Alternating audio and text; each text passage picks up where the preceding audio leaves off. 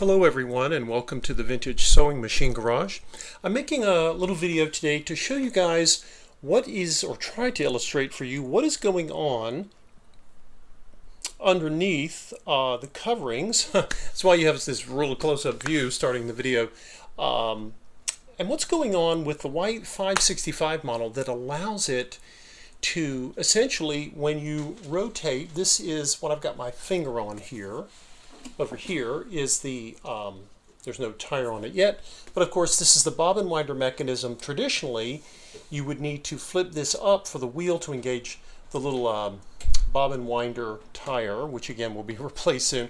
When it got flipped up, which is how the whites worked for decades, many decades, then you had to unscrew the clutch knob in order to disengage the transmission. Flipping up the winder tire was simply a way to get the tire under pressure with the spring up against the hand wheel, but you still, that did not engage. But what I was mentioning to you guys is someone at White, some engineer figured out how to get the mechanism to have less involvement from the user. In other words, I think they build this as something that would have been more efficient. Okay, so let me get something to point with here.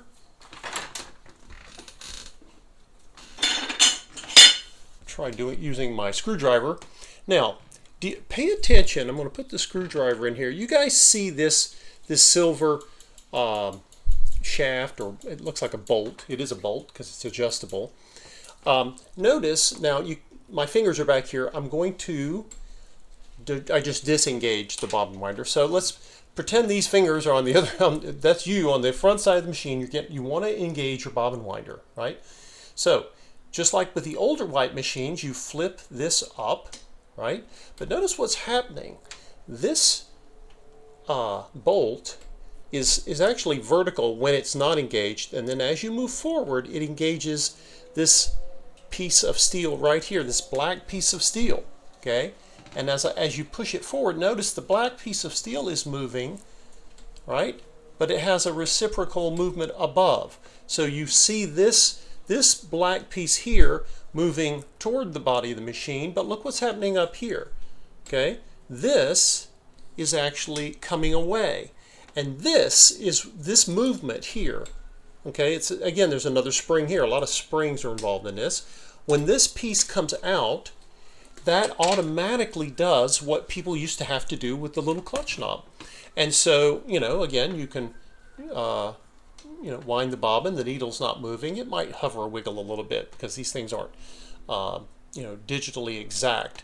But the point is, this little change that White did, customers knew that you needed to flip the bobbin tire up, right, to engage it. But they no longer had to, they had this nice pretty little cap because they no longer had to engage a separate clutch knob in order to disengage the drive shaft so they could wind a bobbin without the needle popping up or running up and down. So I was trying to illustrate this in a way that would show, turn the angle here, you guys can see disengaging it. Notice the upper piece moves back toward the body of the machine, but what it's doing is it's helping to engage the drive shaft, and here I find again disengaging the drive shaft, engaging. And let's see if I can show this to you without making a mess.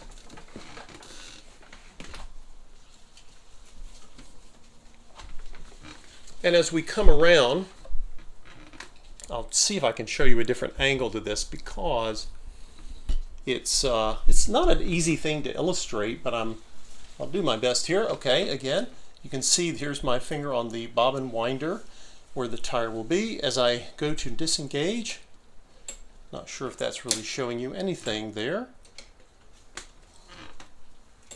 Let's change the angle again. Okay.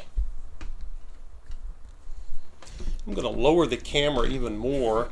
See if we can kind of get a view up from looking up from underneath. Maybe that's helpful. Okay, again, disengaging. Now you can see from this side, watch this. Where's my pointer? Watch this metal piece here right behind the belt. As I disengage, notice it moving, right? And then it's coming back out. It's spring-loaded when you re-engage the transmission of the machine and you take the bobbin winder down because you're done. So again, kind of a clever little design that the White company used. They were in the process of, again, how do you impress people from year to year? You know, it's a very competitive business. You know, a lot of people are out there selling sewing machines. You have lots of Japanese production, not only for the White company because they've outsourced to Japanese manufacturers and they're having them basically private labeled for the White brand. You have the Japanese making private label machines from lots of different department stores, and many manufacturers are starting to move or outsource production to Japan. Remember, China has not opened up yet, so China is not where the outsourcing is happening. Japan is. And this, of course, lowers the costs for the manufacturer because there's a pressure on pricing. It's a very price competitive market, and now you can see, you notice again, here's another picture of, you can see the spring action here, right? So that spring, we always had some spring action because you needed to hold, again, what will be the bobbin tire against the hand wheel, right? But again, just another way that the White company could say, hey, let's innovate this. Let's come up with a feature that's hopefully unique enough to seal the deal, right? To get the sale. And again, they're competing with lots of many different brands, which are private label by the Japanese. And the price competition is pretty fierce. The White brand is still having to compete with Singer and, of course, Sears Kenmore. And as I mentioned to you guys, I believe the White sewing machines, the Japanese machines that are branded as Whites, as well as those branded as Kenmores for the Sears company, Sears and Roebuck, those machines are some of the best. They're not the only ones. I have overhauled a lot of machines made in Japan, and there have been some wonderful examples. Some of them were made by brother, Janome Toyota, with their own names on them. And one of those companies could easily have made this machine for all we know.